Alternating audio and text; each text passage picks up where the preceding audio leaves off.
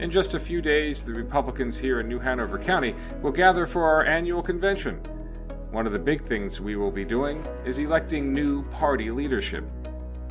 Now, the State and County Plans of Organization, or POO, state that there are 5 officers who serve 2-year terms and are elected at the odd-year conventions. Those officers are County Chair, First Vice Chair, Second Vice Chair, Secretary, and Treasurer. These 5 people are responsible for the overall operation and vision of the Republican Party here in New Hanover. It's a big job, and they have to be dedicated to doing it for the next 2 years. Now, while the state and county POOs say what the officers are, our local party is free to decide how we go about choosing those officers. According to the NHC POO, our officers are elected by slate. In other words, once a person decides that he wants to run for a county chair, he then selects a group of people who share his vision to run in the other positions. We then vote on that entire group, or slate, at the convention. Why do we do it this way? Well, 2 reasons. First, it moves the convention along. Instead of having multiple votes on multiple officer positions, we just have one vote on a slate. But second, and probably most important, the chair of the party has a lot to do. It is vital that he is surrounded by people who share his vision and his values. These people are not rubber stamps for the policies of the chair, but they must share his visions for where this county must go, or we will go nowhere. On the convention floor, the convention chair will ask for nominations of slates. Delegates may get up, ask for permission to speak, and nominate a slate. If there is a second from the floor, the convention chair will then read all the names on the slate, and thus put that slate into nomination. He will then ask for other nominations from other delegates, who will follow the same process. There is no limit to the number of slates nominated, but they all must have 5 officers on the slate.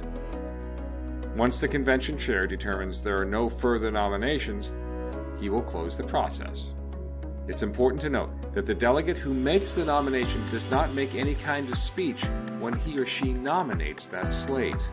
Once nominations are closed, the chair of the convention will then call upon the delegates who made the nomination to speak for up to 3 minutes for their desired slate.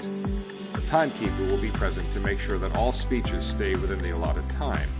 After the nominating delegate has spoken, the convention chair will then invite each chair candidate to address the convention. Each candidate has up to 5 minutes to share his vision for the county party and say why he is the best candidate for the position. Again, a timekeeper will make sure equal time is given to all candidates. Once speeches are done, the convention chair will call for the vote. Just like we do on election day, each precinct will be called forward to one of 3 tables. There, they will get a ballot, vote, and hand it to a member of the elections integrity team. The ballots from each precinct will then be sealed and held for counting. Because election integrity is very important to us as Republicans, we have put a number of safeguards in place.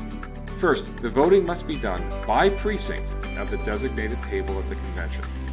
While we will always make exceptions for those unable to go forward to vote, this is the best way to keep track of all ballots and to make sure that every qualified ballot is counted.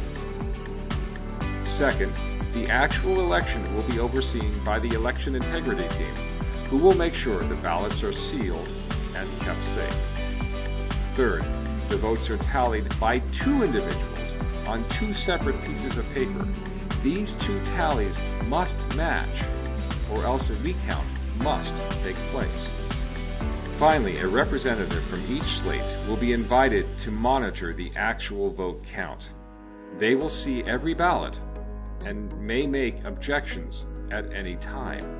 Once all votes are counted, the secretary will deliver the results to the county chair and announce the winner of the election. And that's it. Let us know if you have any questions about how we will elect our new leadership. Don't forget to check out everything on our website, and don't forget to register. See you on March 3rd.